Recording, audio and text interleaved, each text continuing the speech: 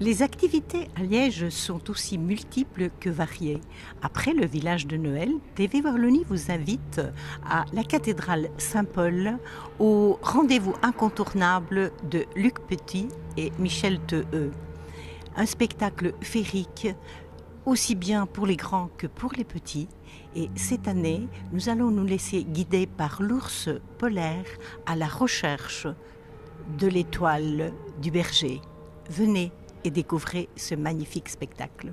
Seul, absolument seul,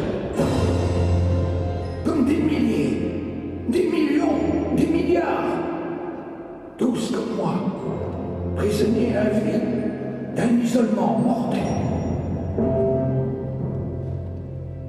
Le fragment de banquise dérivé, tiré à U et à dia pour une histoire sans port, éternellement recommencée. Luc Petit, bonjour. On ne doit plus vous présenter, vous êtes le concepteur des Nocturnales, le Noël des cathédrales. Parlez-nous de ce nouveau spectacle. On est parti sur l'idée qu'avec la pollution, on voyait de moins en moins le ciel, les étoiles, et il paraît qu'il y a des enfants dans le monde qui ne voient plus les étoiles à cause justement de cette pollution. Donc on s'est dit, essayons de faire un spectacle où que se serait-il passé si on n'avait plus vu l'étoile du berger, et donc comment se serait passée l'histoire.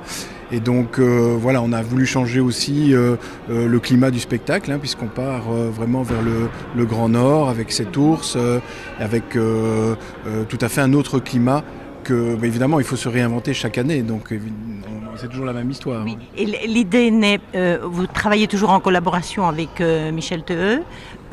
Comment se fait cette collaboration, c'est l'idée initiale, je veux dire, du travail?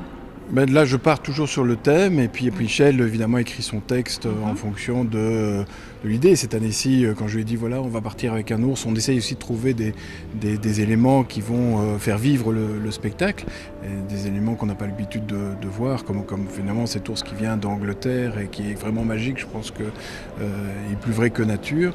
Et donc, effectivement, après, avec Michel, on dit vers quelle histoire on va raconter. Bien sûr, c'est toujours l'histoire de Noël, oui, donc il faut la réinventer. Et là, on est parti tout à fait dans autre chose, ce qui nous permet d'utiliser d'autres types de musique, de faire d'autres références et de faire un autre voyage. Le public attend avec impatience, c'est vraiment un rendez-vous incontournable. Vous produisez à Liège et dans d'autres villes aussi, je pense.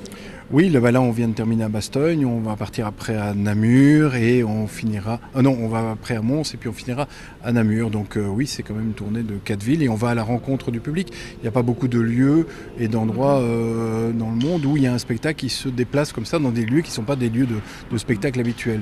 Donc c'est la démarche qu'on fait pour faire aussi découvrir ce patrimoine exceptionnel. Voilà, donc vous conjuguez vraiment cette belle architecture, ce patrimoine architectural avec la féerie, la magie de Noël. Voilà, c'est ce qu'on essaye de faire pour faire découvrir ces lieux au plus grand public. Et vous voyez, je crois que ce qui est bien, c'est qu'on touche tous les types de publics, que ce soit des enfants jusqu'aux personnes bien plus âgées.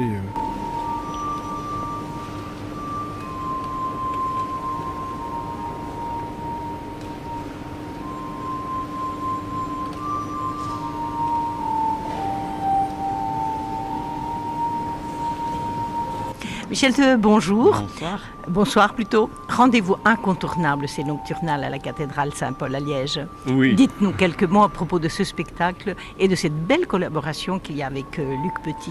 Eh bien, en fait, le patrimoine ne vit que si on l'habite.